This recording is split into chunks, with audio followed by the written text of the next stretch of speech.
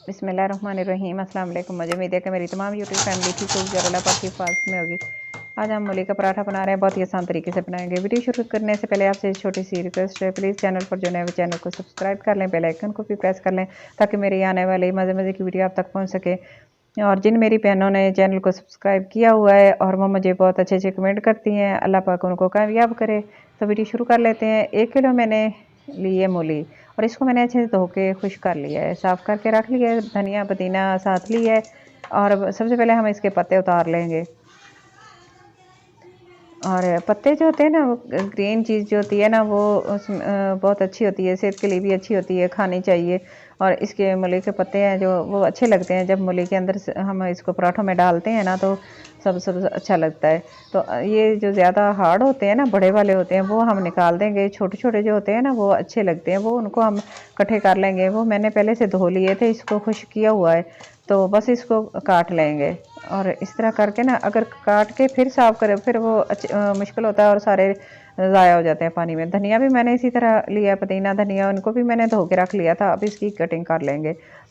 तो बस मैं सारी चीज़ों को पहले ही साफ़ करके अच्छे से रख लेती हूँ और बाद में उसकी ग़िज़ाइयत भी ख़राब हो जाती है धोने से और खुशबू वगैरह निकल जाती है। तो ये देखें मैंने काट लिया। अब मूलियों की बारी आ गई, इनको छील लेते हैं ऊपर से ग्रेटर के साथ। एक साइड से हम इस तरह छीलेंगे। अच्छा, कोई भी पिलर वगैरह आपके पास है तो इसको लेके उसके साथ आप इसको अच्छे से छील लें। और बैक साइड से ये इसकी ये सख्त सी चीज़ उतार देते हैं। तो ये तो अंदर नहीं डालेंगे हम, इसको बाकी साफ साफ रख लेंगे। और इस तरह इसको ग्रेट कर लिया मैंने सारी मूलियों को। अब बारी आती है इसको निचोड़ने की। तो जैसे मैंने पत्ते काट के रखे थे ना, उसके अंदर हम इसको निचोड़ निचोड़ के डाल देंगे। मूली के पानी से मैं आटा गूँध लूँगी, पानी को ज़ाया नहीं करेंगे। तो ये देखें, ये सारी इस तरह करके मैं इसके अंदर रख दूँगी। तो आप किसी मलमल के कपड़े से भी निचोड़ सकते हैं। तो मैंने सारी निचोड़ ली है। अब मैंने कढ़ाई ले ली है, तो इसके अंदर ये सारी चीज़ें डाल देंगे। तो इस तरह ये बहुत ही अच्छा लगता है कि वाइट के साथ थोड़ा सा सब्ज़ सब्ज़ चीज़ भी हो, धनिया भी सब्ज़ होता है और इसके मूली के पत्ते भी सब्ज़ होते हैं, तो बहुत ही अच्छे लगते हैं। और अब इसके अंदर कुछ मसाले जाएंगे।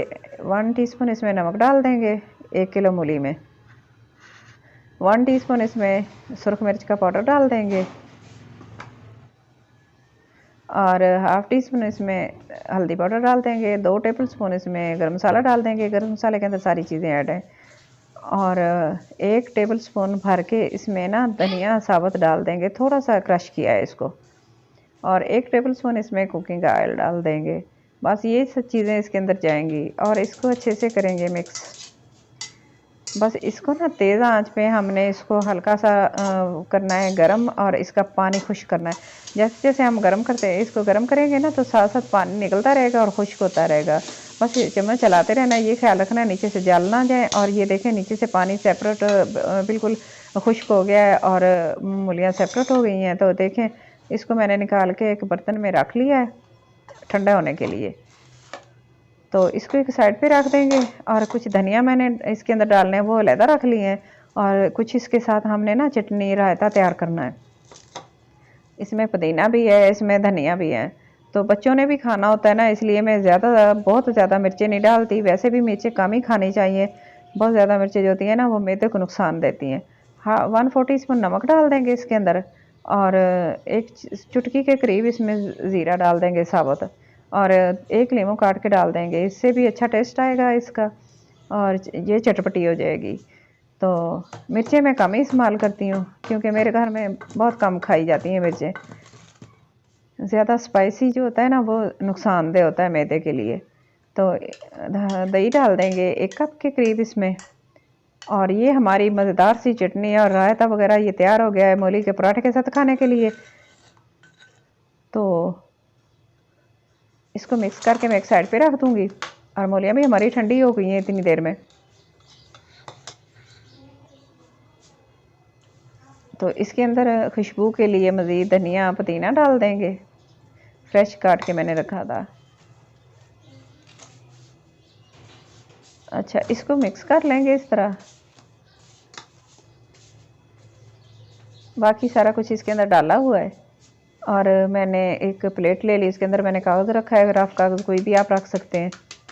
और उसके ऊपर मैंने थोड़ा सा खुशका लगाऊंगी।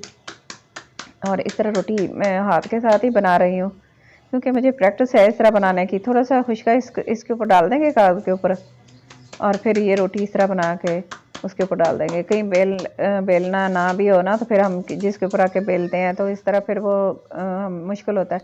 तो मुझे प्रैक्टिस है, मैं इस तरह बना लेती हूँ। तो आपको जिस तरह आसान लगे आप वैसे बना लें।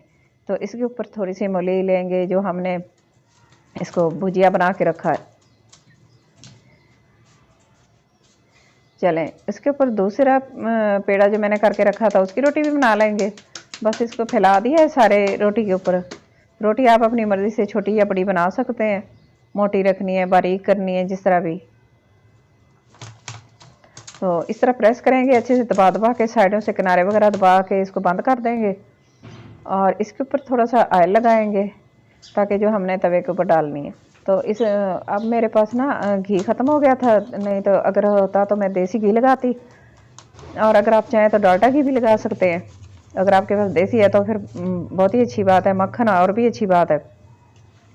तो बस अब इसके साथ हम कुछ तवा रख लिया, गर्म कर लिया, तो ऑयल उसके ऊपर लगाएंगे। तो मैं आज कुकिंग ऑयल से ही पराठे बना रही हूँ।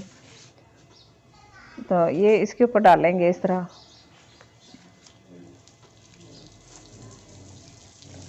बस इसको साइड से इस तरह दबा के ना बराबर कर देंगे, और ऊपर से भी ऑयल लगा देंगे।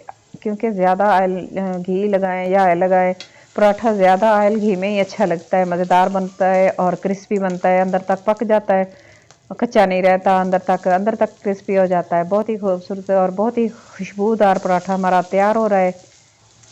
और देखें मेरे मुंह में पानी आ रहा है, देखें मुझे बहुत भूख लगी है, और आपको भी इसी तरह आपको भी भूख लग रही होगी, देख के आपके मुंह में भी पानी आ रहा होगा।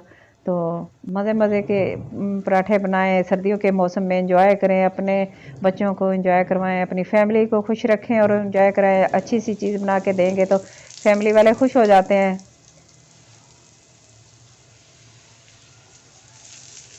खुशियाँ बांटें, खुशियाँ तकसीम करें अपने घर वालों के साथ, और इस तरह मज़े मज़े के पराठे खिलाएं उनको। तो देखें इसका कलर कितना खूबसूरत गोल्डन हो गया है। बस इस तरह का कलर हमें चाहिए था, हमने इसको अच्छा सा बना लिया है। देखें ऊपर से रोस्ट हो गया है, इतना अच्छा कलर आया है। ऊपर से ये देखें कितना फ्राई हो गया, क्रिस्पी हो गया। तो बस इसको मैंने प्लेट में डिश आउट कर लिया है, और दूसरा भी मैंने बना लिया, वो भी हमारा पराठा तैयार हो गया, पक गया है।